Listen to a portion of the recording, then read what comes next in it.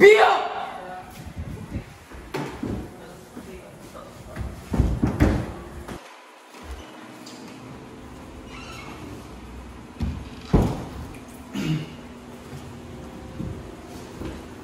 Good evening, sir. This is the gathered information according to criminal case. The sworn statement of the suspect, witnesses, victim, complainant, and incident for the stop report and background investigation of the suspect. So thank you, sir. So this is all that you have the document, sir. Yes, sir. Okay, thank you, sir. So good evening, mister. So are you okay? Yes, sir. You are feeling better? Yes, sir. Okay, so thank you. So are you ready to undergo a medical examination? Yes, sir. So you have any rights? So this right is right to know the purpose of the test. You have the right to refuse to answer the specific questions. You have the right to have a representative or any attorney present. And you have the right to know the qualification of the results.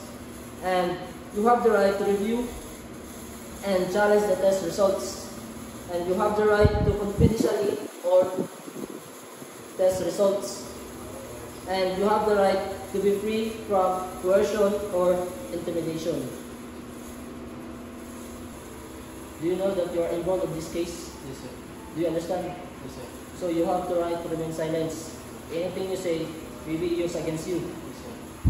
Good afternoon po, ma'am. I am your polygraph examiner po and I am Anne Fernandez. So, right now po, gusto ko lang po muna tanggalin po muna natin yung mga accessories po natin para hindi po siya makasagabal po sa gagawin po natin na test. Yung belt po as well as po yung relo. Sige po. So, ma'am, ngayon po, ito po yung mga gagamitin po natin ngayon sa inyo and ito naman po mga materials na to is hindi naman po ito makakasagabal po dun sa mga katawan po ninyo. Ito po yung buwan.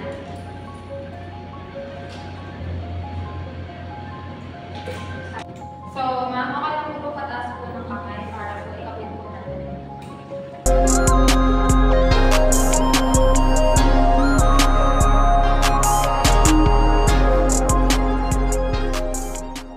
So, ngayon naman po, after po natin may ikabit sa inyong buwan, kayo yung punto naman po tayo and ilalagay po natin ito dito sa may abdomen niya po.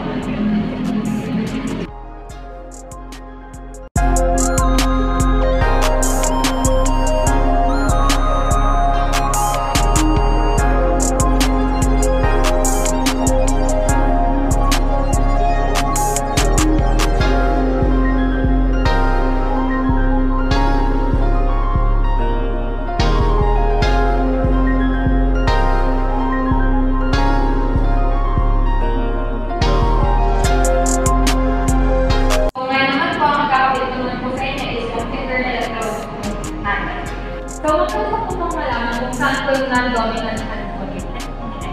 Diyan po natin ikakabit yung finger.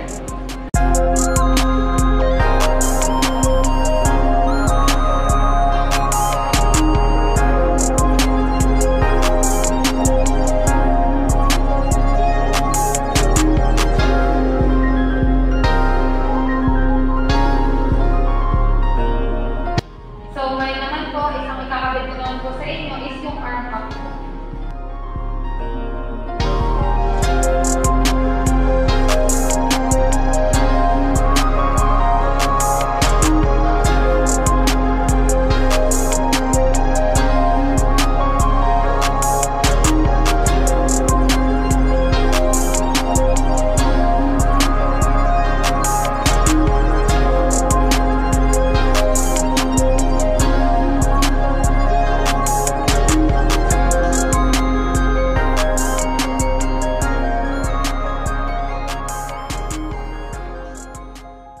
So, ngayon po ma'am, is meron na po ako mga ilang katanungan dito and kailangan nyo lang din sumagot ng yes or no.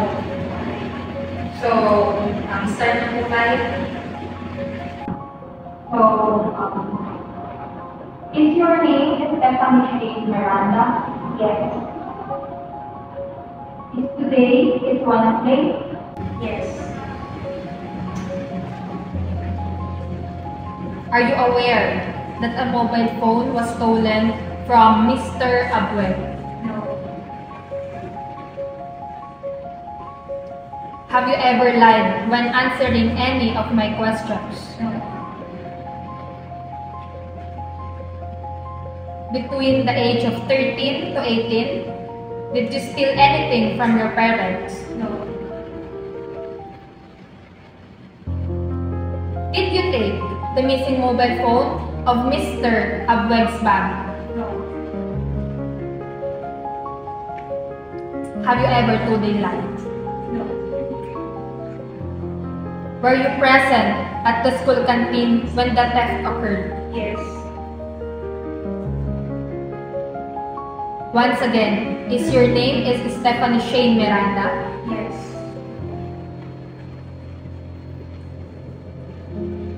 Have you ever taken anything that wasn't really yours? No. On June 22, 2024, did you take the mobile phone of Mr. Abweg's bag? No. So, our polygraph examination is done na, and makakaasa po kayo ng all information po na sinagot nyo in this polygraph examination is confidential.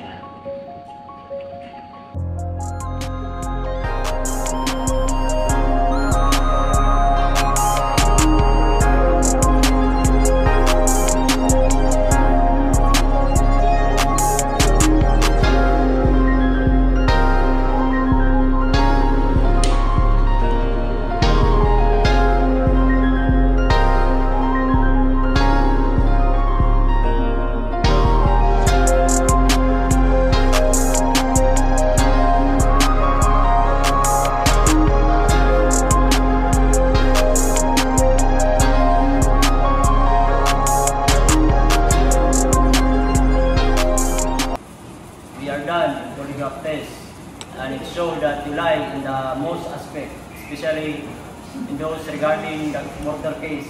Why did you lie?